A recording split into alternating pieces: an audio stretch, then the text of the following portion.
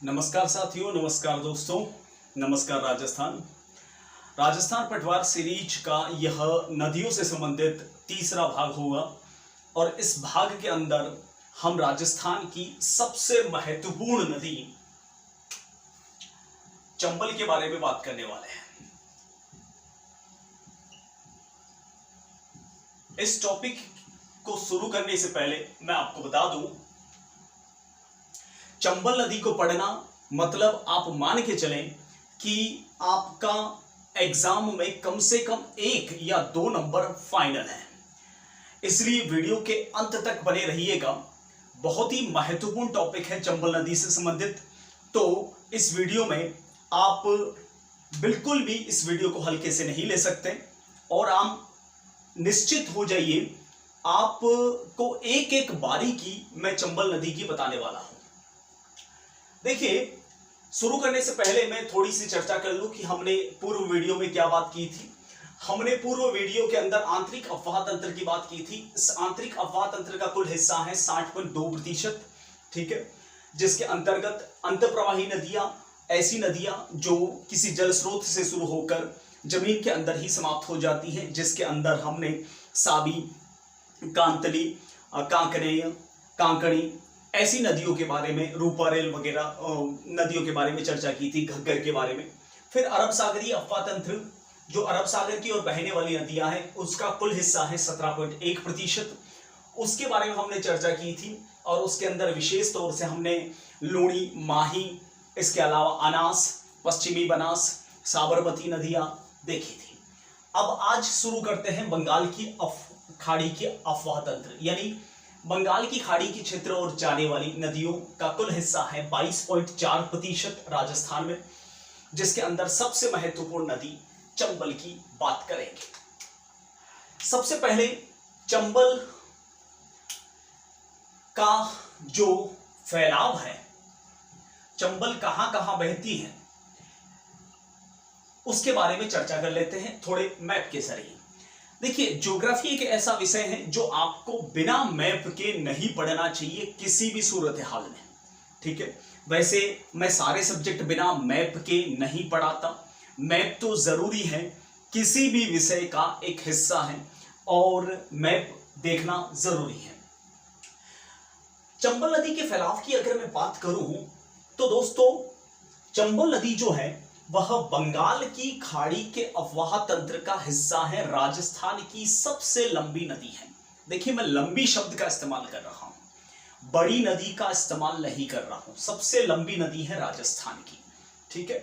चंबल नदी की अगर बात की जाए तो इसकी शुरुआत होती है मध्य प्रदेश से। ध्यान दीजिएगा एक एक चीज पर, एक एक पॉइंट पर, क्योंकि एग्जाम में भी एक एक पॉइंट की बारीकी ही पूछी जा रही है, ठीक है। मैं बताऊंगा कहां कहां कैसे कैसे सवाल पूछे गए हैं, ठीक है। चंबल नदी की शुरुआत होती है मध्य प्रदेश से। मध्य प्रदेश के अंतर्गत पहाड़ियां हैं, आपने नाम सुना होगा विंध्याचल की पहाड़ियां, ठीक है। मध्य प्रदेश के अंदर विंध्याचल पहाड़ियां हैं। विंध्याचल पहाड़ी पर्वत का एक हिस्सा है जिसका नाम है जनापाव की पहाड़ी। विंध्याचल पर्वत का एक हिस्सा है जिसका नाम है जनापाव की पहाड़ी, ठीक है। जनापाव की पहाड़ी विंध्याचल पर्वत का हिस्सा, ठीक है। स्थान है मऊ। जनापाव की पहाड़ी के मऊ नामक स्थान से इस चंबल नदी की शुरुआत होती है, ठीक है। चंबल नदी की शुरुआत होती है जनापाव की पहाड़ी, विंध्याचल पर्वत का हिस्सा वहां से, ठीक है। उसके बाद यह नदी राजस्थान में प्रवेश करती है। राजस्थान में इसका सबसे पहला पॉइंट होता है, वह है चौरासीगढ़। यह चौरासीगढ़ नाम का जो स्थान है, यह वर्तमान चित्तौड़गढ़ के अंदर है, चित्तौड़गढ़ जिले में है। 84गढ़ नामक स्थान से यह राजस्थान में प्रवेश करती है चंबल नदी। ठीक है, उसके बाद यह चित्तौड़गढ़ से होते हुए पहला जिला कौन सा हो गया? देखिए, सिलसिलेवार जिले भी पूछते हैं, तो सबसे पहला जिला हो गया राजस्थान में चित्तौड़गढ़, और चित्तौड़गढ़ में किस स्थान पर? 84गढ़ में। ठीक, पहला जिला चित्तौड़गढ़।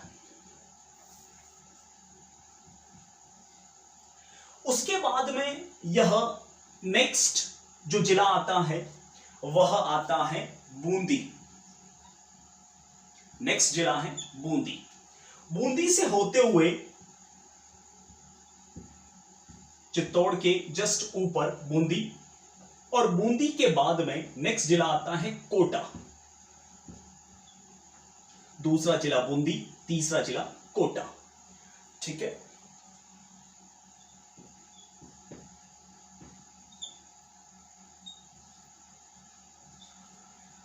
देखिए स्लोली बारीकी के साथ में हमें देखना ही पड़ेगा, क्योंकि एग्जामिनेशन हॉल के अंदर हमारे दिमाग से खिलवाड़ किया जाता है। ठीक है, और स्पेशली चंबल नदी का सीधा सीधा नहीं, काफी डीपली गहराई से दिमाग के साथ खेलकर प्रश्न बनाया जाता है। प्रश्न कैसे और किस प्रकार के बनाए जाते हैं उसके बारे में भी मैं चर्चा करूंगा। ठीक है, नेक्स्ट जिला आता है कोटा। कोटा के बाद में, इसके बाद में यह नदी जाती है, नेक्स्ट जिला आता है इसका सवाई माधोपुर।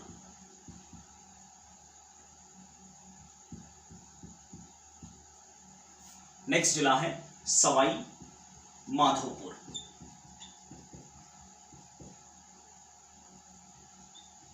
चौथा जिला सवाई माधोपुर के बाद यह नेक्स्ट जिले करौली में प्रवेश करती है। नेक्स्ट जिला है इसका करौली।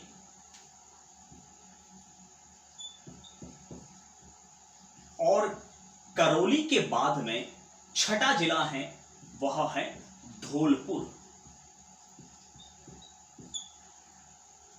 ध्यान देना, उसके बाद में यह धौलपुर जिले में जाती है। धौलपुर के बाद यह उत्तर प्रदेश की ओर निकल जाती है, फिर उत्तर प्रदेश राज्य की ओर निकल जाती है, जो राजस्थान में आप भी जानते हो यूपी एक अलग से स्टेट है। ठीक है, यूपी में यह मुरादगंज नामक स्थान है जो कि इटावा जिले में पड़ता है। इटावा यूपी। मुरादगंज जिले में यह यमुना में मिल जाती है। नेक्स्ट, ये जिस नदी में गिरती है वो नदी है यमुना। तो राजस्थान में यह कुल कितने जिलों में बहती है? चित्तौड़गढ़, बूंदी, कोटा, सवाई माधोपुर, करौली, धौलपुर, 6 जिलों में यह बहती है। ध्यान दीजिएगा, राजस्थान की 3 नदियां हैं जो 6 जिलों में बहती हैं। एक चंबल, दूसरी बनास, पश्चिमी बनास नहीं, ये वाली बनास, बाद में बात करेंगे इसके बारे में, और तीसरी नदी है लूणी। ये 3 नदियां ऐसी हैं जो राजस्थान के 6 जिलों के अंदर बहती हैं, यानी राजस्थान की ये 3 नदियां हैं जो सबसे बड़ी नदियों में शुमार है। ठीक है, तो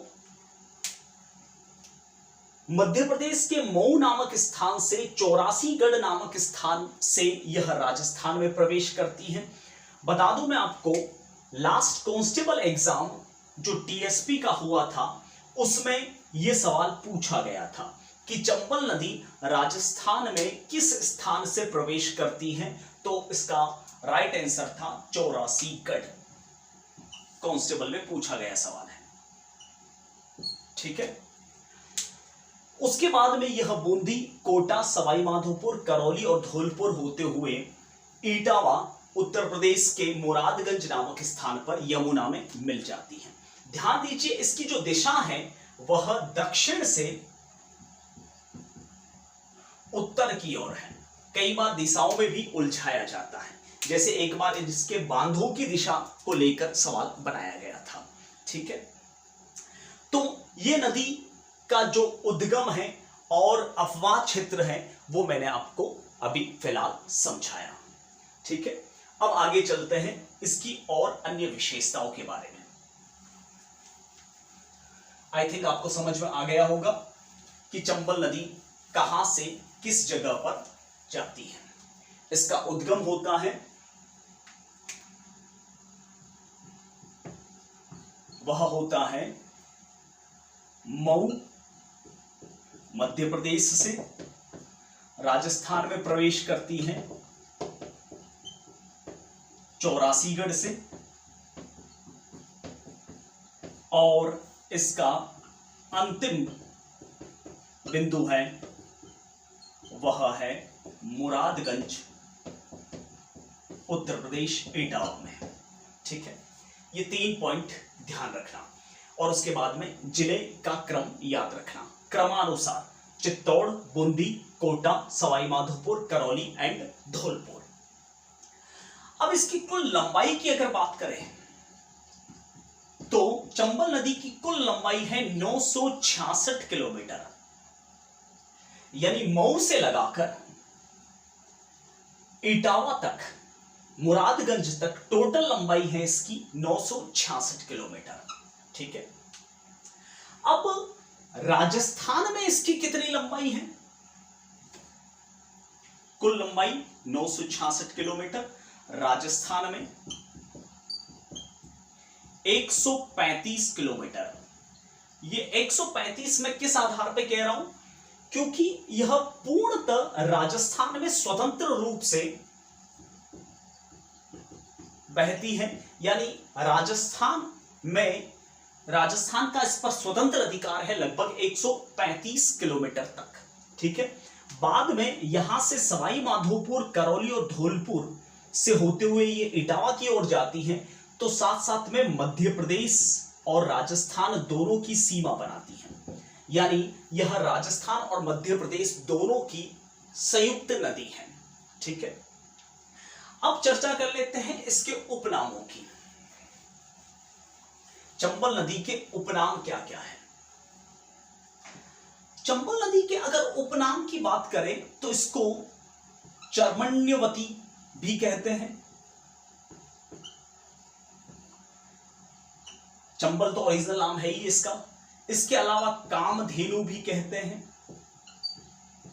इसके अलावा इसको सदा वाहिनी भी कहते हैं, क्योंकि नित्य बहने वाली नदी है, बरसाती नदी नहीं है। और इसको सदा नीरा भी कहते हैं। ठीक है, तो ये कुछ चंबल नदी के उपनाम हैं। ठीक है, अब चंबल नदी पर क्या क्या चीजें हैं वो भी देख लेते हैं जरा। चंबल नदी पर जब ये चौरासीगढ़ से थोड़ी आगे बढ़ती है तो भैंसरोगढ़ नाम का एक जल दुर्ग है। ठीक है, उस दुर्ग के पास में यह चूलिया जलप्रपात बनाती है।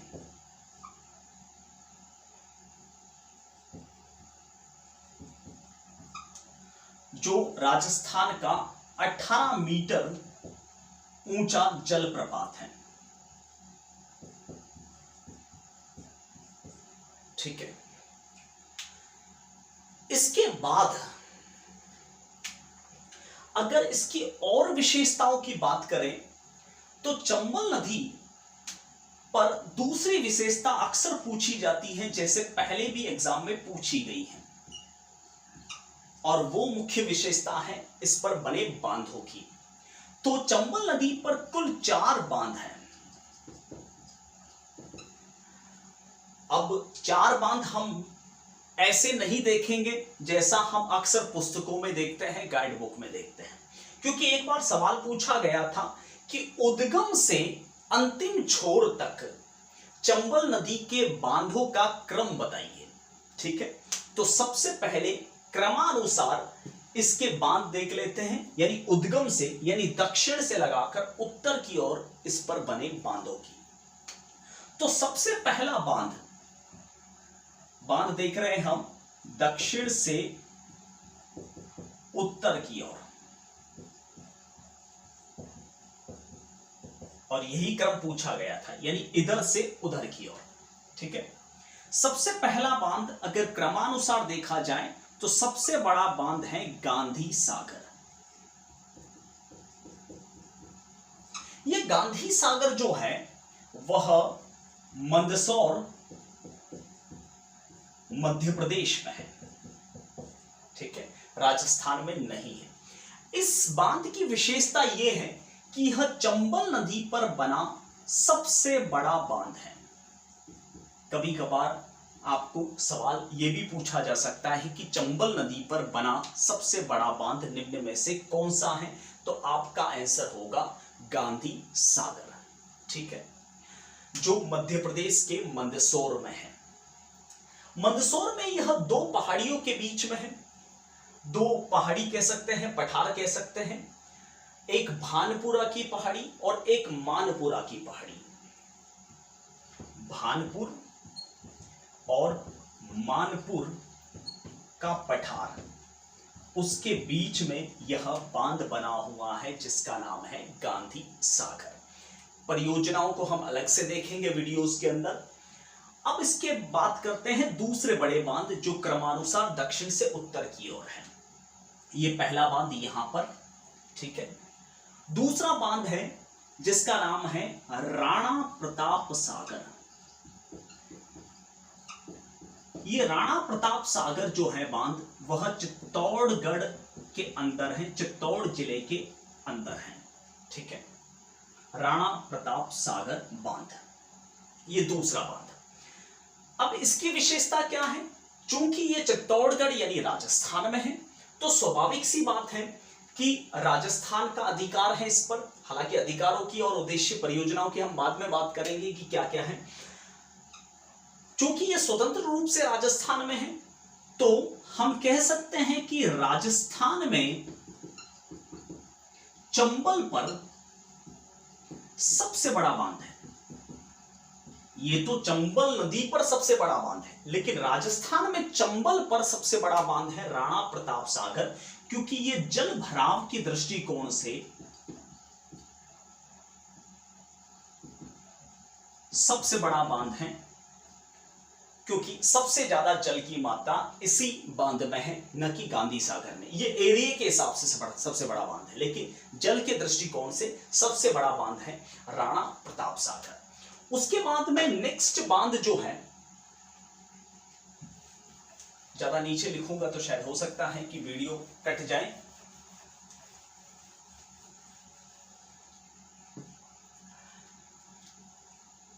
उसके बाद में तीसरा बांध है क्रमानुसार, वो है जवाहर सागर। जवाहर सागर वह बूंदी और कोटा की बॉर्डर पर है। तीसरा बांध है बूंदी और कोटा की बॉर्डर पर, और वो है जवाहर सागर।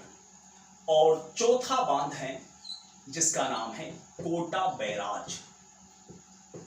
ये बांध जो है वह स्वतंत्र रूप से कोटा में है, और कोटा इसी बांध के निकट पड़ता है। कोटा चंबल नदी के किनारे एक शहर है। ठीक है, तो ये चार बांध है क्रमानुसार। सबसे पहला गांधी सागर, फिर राणा प्रताप सागर, फिर जवाहर सागर, और फिर कोटा बैराज। क्रमानुसार दक्षिण से उत्तर की ओर, उद्गम से अंतिम छोर की ओर। अगर उत्तर से दक्षिण की ओर देखा जाए तो बिल्कुल उल्टा हो जाएगा। पहला आएगा कोटा बैराज, उसके बाद जवाहर सागर, उसके बाद राणा प्रताप सागर, उसके बाद में गांधी सागर। तो ये चार बांध हैं जो कि चंबल नदी पर बने हुए हैं। ठीक है, अब चंबल नदी की कुछ और विशेषताओं की हम चर्चा करेंगे। हालांकि चंबल की सहायक नदियों के बारे में हम बाद में बात करेंगे। चंबल नदी राजस्थान की वो नदी है जहां पर घड़ियालों के लिए एक अभयारण्य घोषित किया गया है। ठीक है, घड़ियाल जिसे आप मगरमच्छ कह सकते हैं, घड़ियालों का यह प्रजनन केंद्र भी है। तो आपसे पूछा जाए कि कौन सा ऐसा वन्य जीव अभयारण्य जो पूर्णतः नदी में है या जल में है, तो आप चंबल घड़ियाल प्रजनन केंद्र उसका आंसर दे सकते हैं। ठीक है, तो चंबल नदी की बात थी जो मैंने आपके सामने रखी। अब हम आपसे मिलते हैं अगले वीडियो में, और भी नदियों की चर्चा करेंगे। तब तक के लिए नमस्ते, जय हिंद, वंदे मातरम।